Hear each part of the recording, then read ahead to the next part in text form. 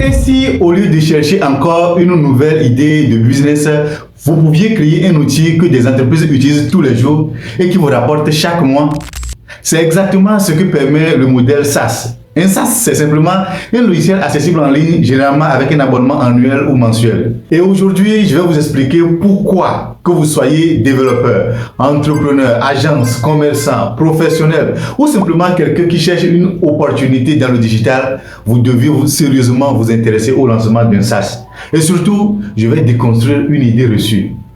Vous n'avez pas besoin d'être développeur pour lancer votre propre SaaS. Vous pouvez avoir l'idée, comprendre le problème, trouver les utilisateurs et laisser une équipe spécialisée s'occuper de la partie technique. Mais avant de parler de technologie, il faut comprendre quelque chose. Un SaaS n'est pas intéressant simplement parce que c'est une application. Il est intéressant parce qu'il permet de résoudre un problème qui est récurrent. Prenons quelques exemples.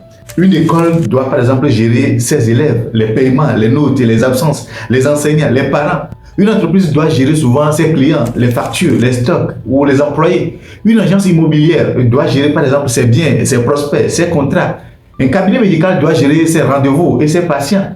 Une entreprise de transport doit gérer ses véhicules, ses chauffeurs et ses opérations. Une association doit gérer ses membres et ses cotisations. Une mairie doit gérer ses taxes et ses contribuables.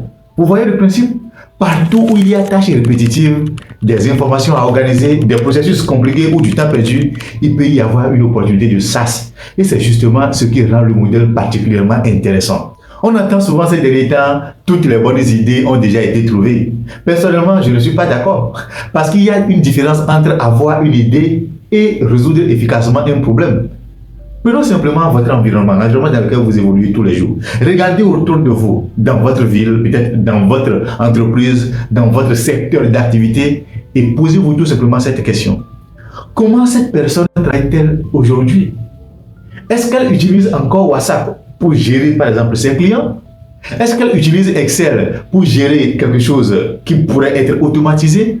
Est-ce qu'elle utilise plusieurs cahiers? Est-ce qu'elle copie encore manuellement les informations?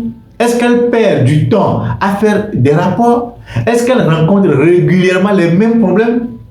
Chaque fois que vous trouvez une réponse intéressante à ces questions, vous avez potentiellement une idée de produit.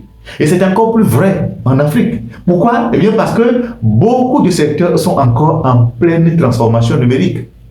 Il existe énormément d'entreprises qui ont des besoins spécifiques, mais qui utilisent des outils génériques mal adaptés à leur secteur d'activité. Et c'est là qu'un SaaS spécialisé peut avoir énormément de valeur. Maintenant, parlons business, parlons d'argent. L'un des grands avantages du SaaS, c'est le modèle d'abonnement. Imaginez que vous créez un logiciel qui coûte 10 000 francs par mois. 10 000 francs par mois. Vous trouvez 10 clients et ça vous fait 100 000 francs par mois. Vous trouvez 100 clients et vous avez déjà un chiffre d'affaires de 1 million de francs CFA chaque mois. Et avec 500 clients, vous êtes potentiellement à 5 millions de francs CFA chaque mois. Évidemment, ce n'est pas automatique. Il faut construire un bon produit, trouver les bons clients, les convaincre, les accompagner et les fidéliser. Mais contrairement à une prestation classique, où vous devez recommencer à vendre pour chaque nouveau projet, le SaaS permet de construire progressivement une base de revenus récurrents.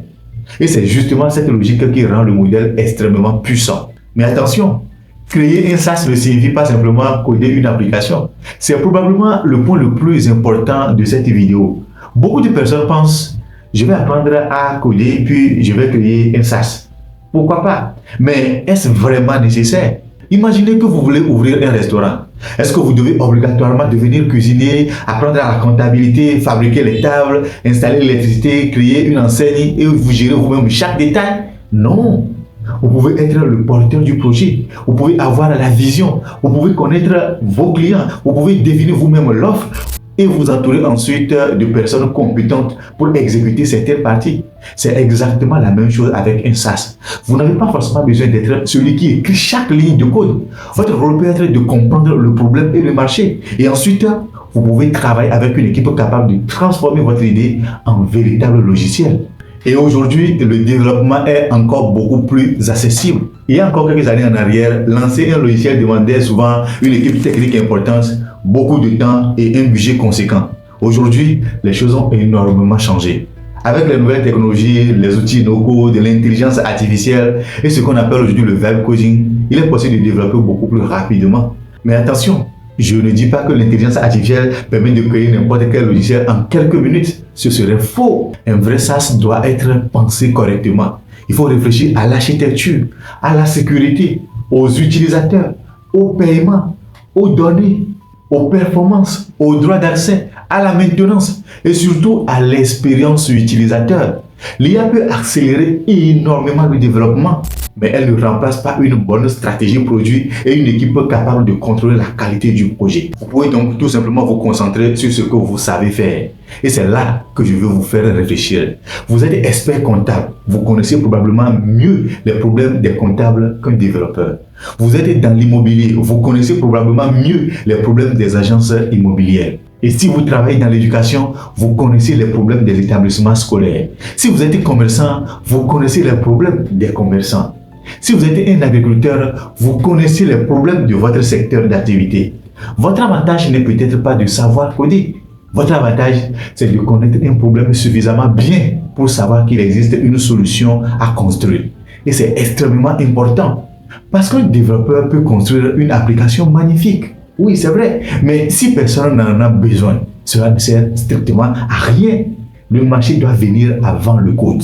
Commencez donc par chercher le problème, pas l'application. Si vous voulez vous lancer dans le SaaS, ne commencez jamais par quelle application pourrais-je créer. Commencez plutôt par quel problème pourrais-je résoudre. Cherchez les tâches qui prennent du temps, les tâches répétitives, les erreurs fréquentes, les informations difficiles à retrouver, les processus qui nécessitent trop de personnes, les tâches qui sont encore faites manuellement et surtout, cherchez les problèmes pour lesquels les gens sont déjà prêts à payer pour obtenir une solution. Parce qu'une bonne idée, ça, ce n'est pas simplement une idée intéressante, c'est une idée qui crée suffisamment de valeur pour que quelqu'un dise « oui, je vais utiliser cet outil ». Autre erreur fréquente, on veut immédiatement créer une plateforme avec 50 fonctionnalités. C'est une mauvaise approche. Commencez toujours par un MVP, c'est-à-dire une première version suffisamment simple pour résoudre le problème principal. Supposons que vous voulez créer un logiciel pour les écoles. Vous n'avez peut-être pas besoin de commencer avec 100 fonctionnalités, non? Vous pouvez tout simplement commencer avec la gestion des élèves, la gestion des classes, les paiements et les résultats scolaires. Puis vous écoutez les utilisateurs. Vous observez les fonctionnalités qu'ils utilisent, vous voyez ce qu'ils demandent et vous améliorez progressivement le produit. C'est encore beaucoup plus intelligent que de passer un an à développer quelque chose avant même de savoir si le marché le veut. Peu importe votre domaine, il y a probablement une opportunité. Et c'est probablement le message que je veux le plus vous laisser aujourd'hui. Peu importe votre domaine, il y aura toujours quelque chose à améliorer. Que ce soit dans l'éducation, que ce soit dans le domaine de la santé, que ce soit dans le domaine de l'agriculture, que ce soit dans le domaine de l'immobilier, que ce soit dans le domaine de la finance, que ce soit dans le domaine du commerce, que ce soit dans le domaine du transport, que ce soit dans le domaine de la restauration, que ce soit dans le domaine des associations, que ce soit dans l'administration, que ce soit dans les ressources humaines, dans la gestion des entreprises. Partout où des personnes travaillent, il y a un processus. Et partout où il y a des processus, il y a potentiellement des choses à simplifier, automatiser et digitaliser. La question n'est donc pas est-ce qu'il reste encore des SaaS à créer? La vraie question est quel problème n'est pas encore suffisamment bien résolu? Et si vous avez l'idée mais pas les compétences techniques, c'est justement là que notre équipe peut intervenir. Vous pouvez venir avec une idée. Vous pouvez venir avec un problème que vous avez identifié dans votre secteur d'activité. Vous pouvez venir avec un processus que vous voulez automatiser. Et nous pouvons travailler avec vous pour transformer cette idée en un véritable produit SaaS. Nous pouvons vous accompagner dans la réflexion sur le MVP, l'architecture du projet, l'interface, le développement, les fonctionnalités, l'intégration des paiements et la mise en ligne. L'objectif n'est pas simplement de vous livrer une application, non. L'objectif est de construire avec vous un véritable outil qui peut être utilisé par de vrais utilisateurs. Alors, si vous avez aujourd'hui une idée de logiciel que vous vous dites « je ne suis pas développeur, donc je ne peux pas le faire », ce n'est plus nécessairement vrai. Vous pouvez être celui qui connaît le problème, celui qui connaît le marché, celui qui connaît les utilisateurs, celui qui porte la vision. Et vous pouvez vous entourer d'une équipe technique pour construire le produit. Mais surtout, commencez à regarder votre environnement différemment. Quand vous voyez une personne perdre 2 heures sur une tâche répétitive, quand vous voyez une entreprise gérer ses clients sur plusieurs fichiers Excel, quand vous voyez une administration utiliser encore des processus entièrement manuels, quand vous voyez un professionnel répéter chaque jour les mêmes opérations, posez-vous tout simplement cette question. Est-ce qu'un logiciel pourrait résoudre ce problème? Parce que derrière un problème bien identifié peut se cacher un produit. Et derrière un produit peut se cacher un SaaS. Et derrière un SaaS peut se construire une véritable entreprise. Vous pouvez avoir justement une idée de SaaS ou un processus que vous aimeriez digitaliser. Contactez notre équipe. Nous pouvons étudier votre idée avec vous et vous accompagner dans la conception et le développement de votre solution. Vous pouvez apporter le problème avec la vision. Nous nous chargeons tout simplement de transformer votre vision en logiciel. Et rappelez-vous, il n'est pas nécessaire de savoir coder pour créer un SaaS. Il faut surtout savoir identifier un problème qui mérite d'être résolu. À très bientôt pour une nouvelle vidéo.